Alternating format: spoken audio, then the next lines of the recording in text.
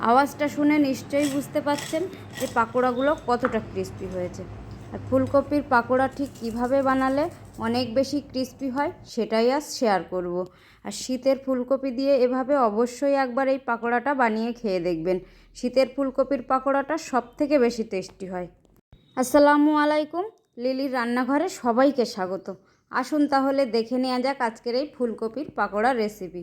তো তার জন্য আমি একটা ফুলকপি নিয়েছি, আর ফুলকপিটা ঠিক কিভাবে কেটে নিচ্ছি একটু দেখুন।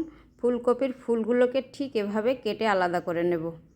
আর আমি মাঝারি সাইজের একটা ফুলকপি নিয়েছি, আপনারা চাইলে ফুলকপিটা কম বেশি করে নিতে পারেন। তো পুরো ফুলকপিটাকে কেটে নিয়েছি, আর ফুলকপির যে অংশগুলো বড় সেগুলো মাঝখান থেকে কেটে ছোট ছোট করে নিয়েছি। এবার এই ফুলকপির টুকরোগুলোকে গরম জলের মধ্যে দিয়ে দেব।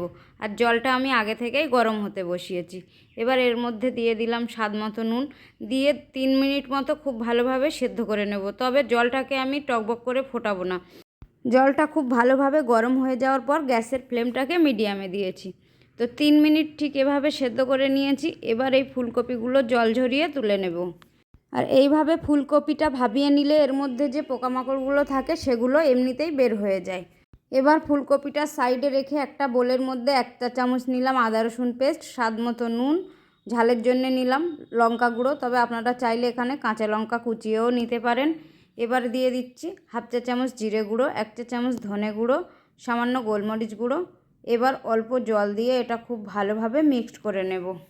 আর আমি যে পদ্ধতিতে ফুলকপির পাকোড়াটা বানাচ্ছি ঠিক এইভাবে একবার বানিয়ে খেয়ে দেখবেন কত বেশি টেস্টি হয় আর কতটা ক্রিস্পি হয়। তো সমস্ত কিছু মিশিয়ে নিয়েছি। এবার সুন্দর কালারের জন্যে 1/2 চা চামচ দিয়ে দিলাম কাশ্মীরি লাল মির্চ পাউডার, আর দিয়ে দিচ্ছি 2 চা চামচ চালের গুঁড়ো। এই চালের গুঁড়োটা দিলে পাকোড়াগুলো অনেক বেশি ক্রিস্পি হবে। সঙ্গে দিয়ে দিচ্ছি 2 চা চামচ বেসন। এবার এই সমস্ত কিছু দেওয়ার পর আবারও মিক্সড করে নেব। তবে এখানে আরেকটু জলের প্রয়োজন হবে। এখানে আমি অল্প অল্প জল দিয়ে ব্যাটারটাকে গুলিয়ে নেব। তবে এই ব্যাটারটা খুব বেশি পাতলা করা যাবে না, একটু ঘন করেই ব্যাটারটা রেডি করে নিতে হবে। তো সব শেষে আমি এর মধ্যে দিয়ে দিচ্ছি একটু বিট নুন, আর বিট নুনটা দিলে পকোড়াগুলো আরও বেশি টেস্টি হয়। তো এবার এই সমস্ত কিছু খুব ভালোভাবে মিশিয়ে নিয়েছি। আর ব্যাটারের কনসিস্টেন্সিটা নিশ্চয়ই দেখে আপনারা বুঝতে পারছেন কেমন হয়েছে। এবার আমি যে ফুলকপিটা ভাপিয়ে রেখেছিলাম তার মধ্যে আমি দিয়ে দিচ্ছি 2 চা চামচ কর্নফ্লাওয়ার। কর্নফ্লাওয়ারটা দিয়ে খুব ভালোভাবে গায়ে এভাবে কোট করে নেব। তবে আপনাদের কাছে যদি কর্নফ্লাওয়ার না থাকে বাদ দিয়ে শুকনো চালের আটাও এভাবে একটু কোট করে নিতে পারেন। এবার এই কোট করে নেওয়া ফুলকপিগুলো আমি ব্যাটারের মধ্যে দিয়ে দিলাম।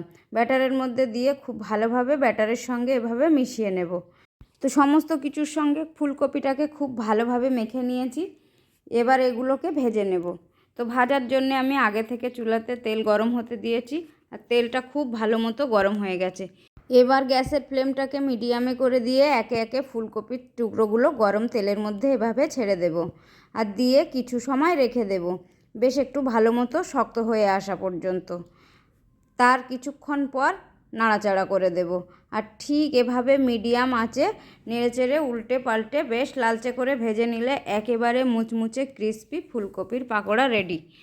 তো দেখুন বন্ধুরা, এখন থেকে দেখতে কতটা লোভনীয় লাগছে আর কালারটা কতটা সুন্দর হয়েছে। তো একবারের ফুলকপির পাকোড়া আমার ভাজা রেডি হয়ে গেছে, তেল ঝরিয়ে তুলে নেব। আর ঠিক একই পদ্ধতিতে আমি পুরো ফুলকপির পাকোড়াটাই রেডি করে নেব। তো দেখুন বন্ধুরা, সমস্ত ফুলকপির পাকোড়া আমার রেডি। আর দেখুন কতটা লোভনীয় হয়েছে। আর আওয়াজটা শুনে নিশ্চয়ই বুঝতে পারছেন কতটা ক্রিস্পি হয়েছে। আর ঠিক এইভাবে গরম গরম ফুলকপির পাকোড়া বানিয়ে টমেটো সস দিয়ে খেতে কিন্তু দারুণ লাগে। তো বিকেলের স্ন্যাক্সে এইভাবে একবার ফুলকপির পাকোড়াটা বানিয়ে খেয়ে দেখতে পারেন। আর বন্ধুরা, আমার রেসিপি ভালো লেগে থাকলে লাইক কমেন্ট শেয়ার করতে ভুলবেন না। সঙ্গে চ্যানেলটিকে সাবস্ক্রাইব করে আমার পাশে থাকার অনুরোধ রইল। তো পাকোড়া খেতে খেতে আজকের মতো এখানেই বিদায় নিচ্ছি। আবার দেখা হবে অন্য কোনো রেসিপিতে। ততক্ষণ সকলে অনেক ভালো থাকবেন, সুস্থ থাকবেন। আল্লাহ হাফেজ।